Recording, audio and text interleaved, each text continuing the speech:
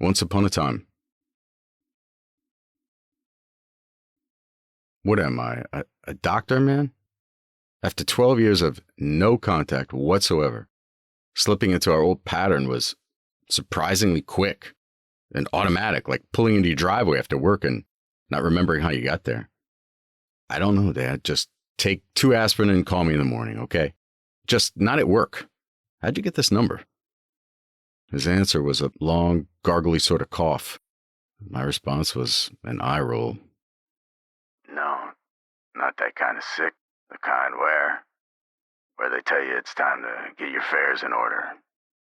The green light indicating another call coming in blinked at me impatiently. I've got a call coming in, man. I gotta go.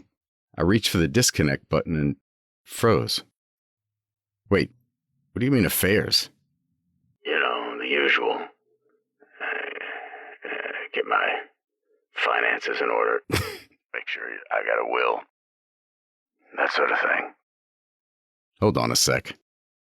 I took off my call center headset and picked up the phone, thinking this would clear up my confusion, the same stupid logic that tells you to talk louder when you're giving directions to a foreigner. Did you say a will? Yeah, Sam. A will. You know, the piece of paper tells all the crap I own where to go. I was speechless. I didn't know what to say. After a few moments of just silence, he said, Yeah, that's what I'm saying. How long do you have? These doctors over here at Memorial, they don't know much of anything, really. Jacksonville Memorial? That's the one. Weeks. Maybe months. The reason I called is there's some things here it'd be important to your mother you have, so you could come out here and... Dad, look, it's just not a good time. Oh. Yeah, I see.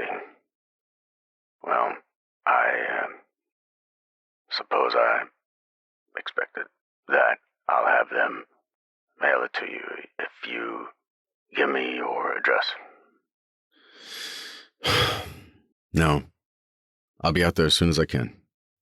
Before he could respond, the phone was down and the call was done. I sat back in my office chair and rubbed my temples. Beautiful, just beautiful. The pandemic had barely begun. I was about to lose my job. My car was on its last wheel, almost literally. And I'd racked up a ton of debt in the year and a half since my son Jake came into my life. No complaints, by the way. But now this. I suddenly felt like I was in pitch dark blackness in the middle of a really long tunnel, and I wasn't sure which way was forward anymore. All I could do was sort of stumble in the direction I hoped was forward and just looking for a light. I looked down at my hand, my left hand, and it was shaking. And I knew what that meant. It was time to go. A lot of time has passed since that phone call, so much time. It's weird looking back at who I was then. There was so much insanity in the world. There was so much anxiety. I couldn't possibly know.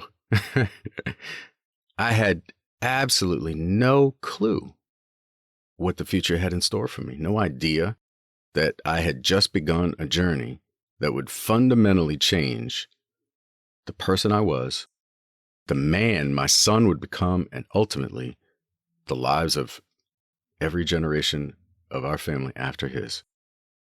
Forever.